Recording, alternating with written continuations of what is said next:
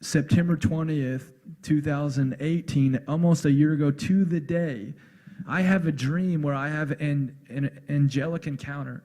And it was the most glorious thing I've ever experienced in a dream. It was really crazy because the Lord connected in the dream. There was a book sitting on a desk that was written by James Gall, and I had never, I knew I wasn't familiar with James Gall except that he was my dad's old Bible school professor. And so, but then it was a few weeks ago that he came to Harvest, and that was cool. And I told him, hey, you were in my dream the other day. There was an angel, and that's crazy, right? Anyways, I have this angelic encounter. I wake up from the dream, and the Lord spoke to me.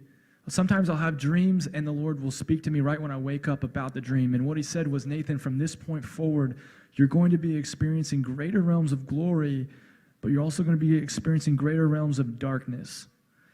And so some of you guys know that I am a part of a ministry called Exodus Cry, where we fight human trafficking.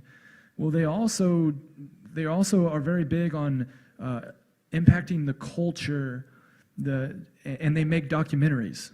And so I had been invited with the rest of my team to watch a pre-screening of a documentary really exposing the darkness of the porn industry.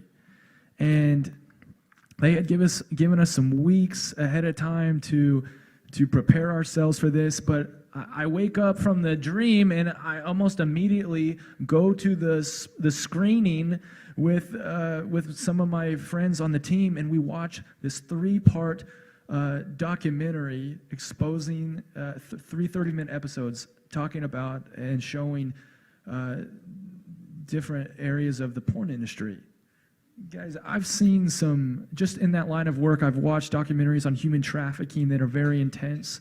This was the most intense thing that I've ever seen in my entire life, times 100. It made the other intense documentaries on human trafficking that I'd watched seem like they were PG.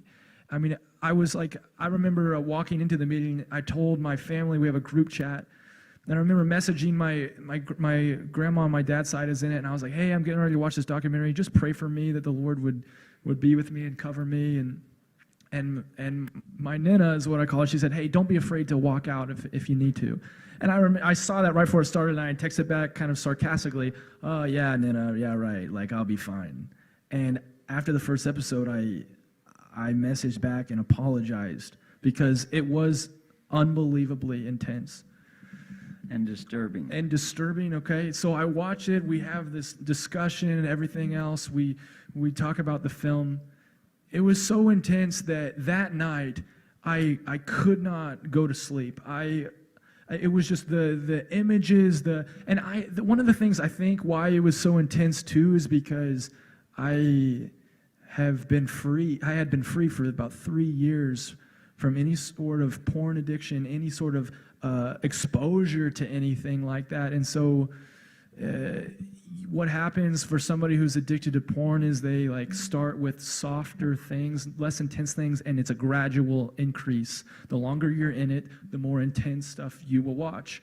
Well, for somebody who hasn't been exposed to that in a long time, is really eyes and heart is fresh, I guess, if you will, to go from that to the most intense thing that I would never even come close to, even in the midst of my addiction ever. It was so overwhelming.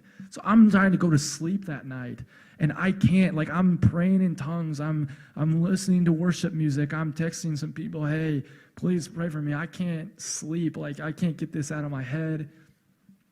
And all of a sudden, I'm laying in bed, and I realize that there's the thoughts just they weren't there. I had peace in my mind, and I was and then all of a sudden, the way I describe it is I could see in the spirit. It was I was seeing with my real eyes, and I could see these wavelengths in the air.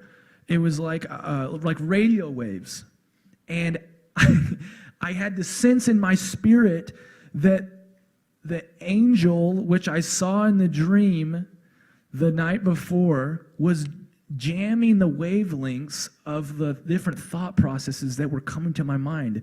and he wasn't allowing the different things to penetrate my mind. And so I tell people I needed angelic ministry to be able to go to sleep that night. I fell asleep a few minutes after that. But all that to illustrate what we're talking about, the Lord will release revelation or give you a strong prophetic word or encounter to sustain you in the darkness that you might be coming up against a little bit down the road. And I didn't realize it when I had the angelic encounter, but that's what sustained me that night whenever I came across the greatest, darkest thing I've ever witnessed. And that was like the Lord kind of spoke to me. He's like, I gave you a little illustration. In 24 hours, you experienced the greatest realm of glory and the greatest realm of darkness that you've ever experienced. And it was kind of a prophetic picture. But I hope that you can see just like a real life, that's just a real life example of kind of what we're talking about here in the scripture.